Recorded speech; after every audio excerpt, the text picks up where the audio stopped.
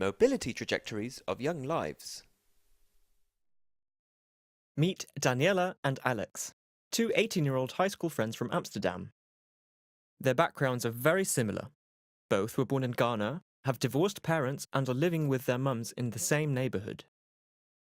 Yet they're doing very different things now. Daniela is studying for a teaching degree at university, while Alex is struggling to finish secondary school. What can help us explain the different paths they took? If we look closely at their lives, we see that Daniela and Alex have very different experiences in terms of where and with whom they have lived. Daniela was born to a single mother in Ghana. When she was a toddler, her mother moved to the Netherlands and Daniela was cared for by her grandmother. At the age of 4, she moved to the Netherlands to live with her mother, but then moved back again to her grandmother in Ghana when she was 8. 3 years ago, Daniela returned to her mum in the Netherlands. Alex was also born to a single mother in Ghana, but when his mother moved to the Netherlands, Alex ended up living with various families in Ghana. First with his grandma, then his aunt, then his uncle, and finally a friend of the family.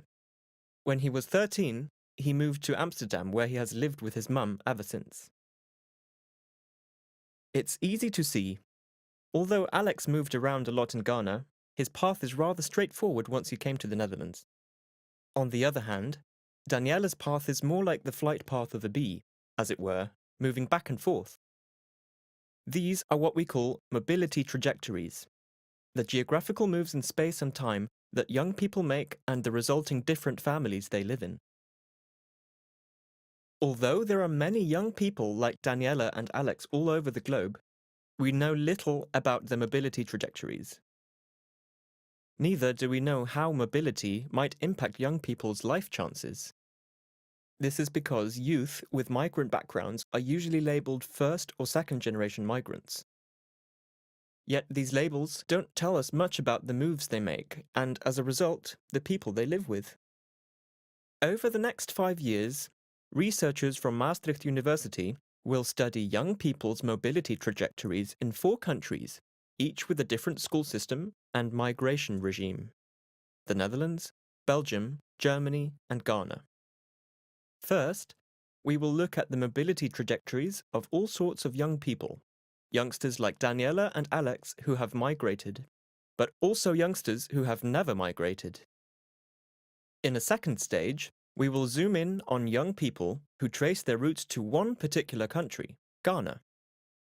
We will study young Ghanaians now living in the Netherlands, Belgium, and Germany, and we will compare them to Ghanaian youngsters living in Ghana.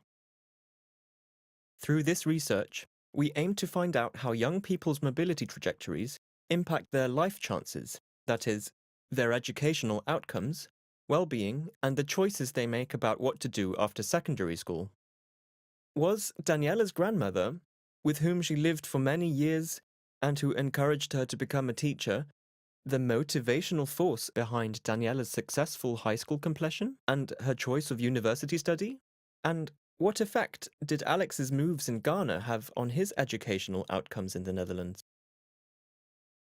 We hope our research will make a difference for schools and policymakers by identifying ways that they can best deal with young people's mobility.